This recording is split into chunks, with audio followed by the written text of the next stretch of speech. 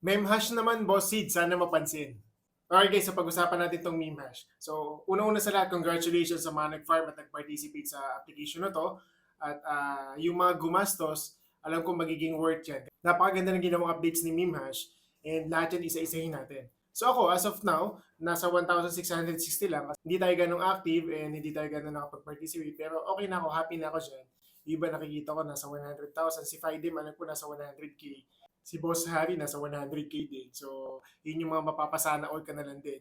Pero syempre, gumastos talaga sila. Most likely, lagpas ng 20,000 yan, I'm sure. TGN claiming, based sa roadmap po nila, mangyayari po ngayong buwan yan. So, yung mga nag-mine, for sure, magkakaroon ng chance na it's either i-connect natin yan sa Ton wallet natin or yung mga centralized wallet na magiging partner nila. So, abangan lang natin. Guys, naalala yung sinasabi ko na loafers. Alam nyo ba yung nature na itong meme hash? Siya yung pinaka-largest na DePIN project dito sa Telegram na ginawa. So magkakaroon tayo ng season 2 na tinatawag. So dito, most likely, parang hindi na nila i-open yung farming. So ang gagawin na lang natin dito is to stake.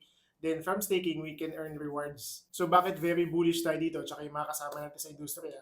Simple lang. Kasi when it comes to AI, meron itong tinatawag na AI platform wherein tayong mga users, pwede tayo mag-create ng sarili nating AI. So ganun siya ka-powerful.